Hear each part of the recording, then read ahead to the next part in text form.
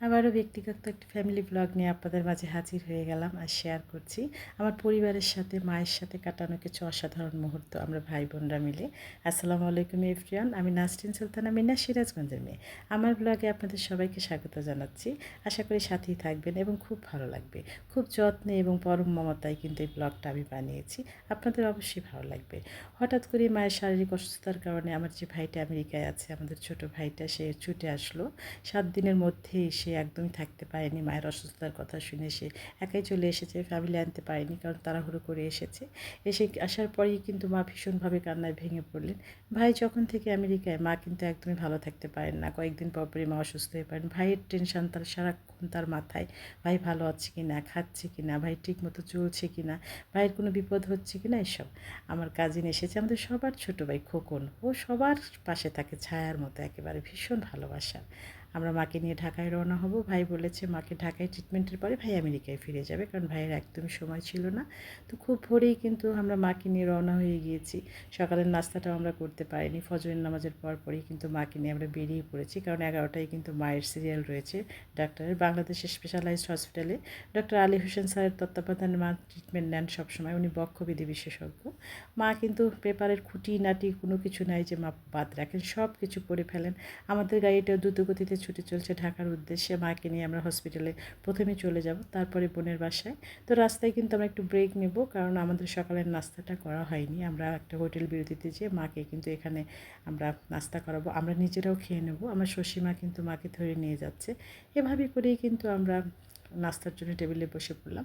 তো এখানে কিছু নাস্তা সারার পরই কিন্তু আমরা মাকে নিয়ে আবার ঢাকার উদ্দেশ্যে রওনা। এবং সেখানে বাংলাদেশের স্পেশালাইজড হসপিটাল মাকে ট্রিটমেন্টের পর আমাদেরকে কিন্তু একটু ওয়েট করতে হলো। দেখানো হয়ে গিয়েছে, কিছু পেপারসের জন্য আমাদের ওয়েট করতে হচ্ছে। এখান থেকেই কিন্তু আমরা চলে যাব আমার বোনের বাসায়। এই যে আমার বোনের বাসায় চলে এসেছি, উত্তরায় আমার সেজ আপু বাসায় এখানে। তো এখানে গ্যারেজে মা কিছুক্ষণ একটু বসেছিলেন, পরে বাসায় যখন ঢুকলাম সত্যি আমি সারপ্রাইজ হয়ে গিয়েছি। আপা যে এত সুন্দর একটা বাড়ি করেছেন, একেবারে স্বপ্নের মতো সুন্দর। আর এত রান্না করেছেন আমাদের জন্য, একদম টেবিল ভর্তি শুধু রান্না রান্না রান্না। আপা মনের মাধুরী দিয়ে তার বাসা সাজিয়েছেন একেবারে স্বপ্নের চেয়ে আরও সুন্দর করে। যেদিকে তাকাই শুধুই মুগ্ধতা আর মুগ্ধতা, সত্যি মনটা যেন ভরে গেল। বোনের বাসায় এই প্রথম বাড়ি করার পর মা প্রথম আসলেন, আমরা ফার্স্টে আসলাম। তো আসার পর খুবই ভালো লেগেছে। আর আপা তো আমাদের প্রচণ্ড ভালোবাসা দেয়, কী বলবো, বড় বোন মায়ের মতো। সেটাই যেন সারাক্ষণ সব কিছুতেই একদম আপা পাশে থাকে। এভাবে করেই কয়েকটি দিন আমরা ছিলাম, কারণ ডাক্তার মাকে কয়েকদিন রেস্ট নিতে বলেছেন, আবার দেখবেন। তো এভাবে করেই আপা কখনো বিভিন্ন খাবার, নাস্তা, চা সব সময়ের জন্য আপা এত টেক কেয়ার করেছে, এত ভালোবাসা। সত্যি বড় বোনেরা এমনই হয়। তো এভাবে করে মা কখনো বেলকনিতে, কখনো ড্রয়িং রুমে। মা ভালো আছেন, কারণ ভাই বোনের সবাই আছে। মা খুব ভালো ছিলেন, ভাই থাকলে মা খুব ভালো থাকে। আজ আমার আব্বার কথা ভীষণ মনে পড়ছেন। আব্বা আজ কোথাও নেই। 13 বছর আগে আল্লাহর ডাকে আমার আব্বা চলে গিয়েছেন। বাবা থাকলে আজ কত খুশি হতেন। বাবা একান্নবর্তী পরিবার ভীষণ পছন্দ করতেন। আমাদের পরিবার কিন্তু অনেক বছর একান্নবর্তী ছিল, প্রায় 20-25 বছর। আমরা অনেক ভাই বোন, 9 ভাই বোন। আমাদের 4 তলা বাসা, সবাই মিলে আমরা একসঙ্গে থাকতাম। আমাদের যদি মাটন খেতে ইচ্ছে করতো, বাবা কিন্তু খাসি নিয়ে এসে সেটা আমাদের খাওয়াতেন। যদি বিফ খেতে ইচ্ছে করতো, 5-6-7 কেজির নিচে কখনো বিফ কিনতেন না। বাবা ভীষণ পছন্দ করতেন সবাইকে একসঙ্গে একান্নবর্তী পরিবার হয়ে থাকতে। আব্বা সবসময় বলতেন, আমি যতদিন বেঁচে আছি তোমরা একসাথে থাকো না। খুব ভালোবাসতেন সবাইকে। আমার বাবা পরম মমতায় সবাইকে আগলে রেখেছিলেন। সবাই আমার বাবার জন্য দোয়া করবেন। আজ যদি বাবা বেঁচে থাকতেন, কত যে খুশি হতেন। আমার আব্বা ঢাকায় বিশাল বাড়ি করেছে, কত যে আব্বা খুশি হতেন।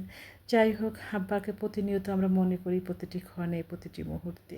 ভাই একটু বাচ্চাদের নিয়ে কিন্তু একটু বাইরে বের হলো যে ট্রিট দেবে, তারা মামা বলতে অজ্ঞান, ছোটো মামা। ওভাবে করে ছোটো মামা, ছোটো চাচু, যাই হোক সব কিছুতেই অজ্ঞান। তারা চলে যাচ্ছে একটু বাইরে। আমি একটু ভিডিও করে নিলাম, কারণ সব কিছুই জীবনের ফ্ল্যাশব্যাকে রেখে দিতে ইচ্ছে করে। আমার ভাইটা ভীষণ মমতা করে, ভীষণ মায়া করে সবার জন্য, খুব ভালো একটা মানুষ। এভাবে করে সন্ধ্যায় আবার সবাই একসঙ্গে হওয়া। আজকে রাত্রি ভাইয়ের ফ্লাইট ছিল, এই ভিডিওর আজকে রাত্রি। তো ভাইও চলে যাবে, সবাই একসঙ্গে। মা আমার বড় বোনকে ডেকে নিয়ে আসছেন, যে বড় আপা ঢাকাতেই বাসা।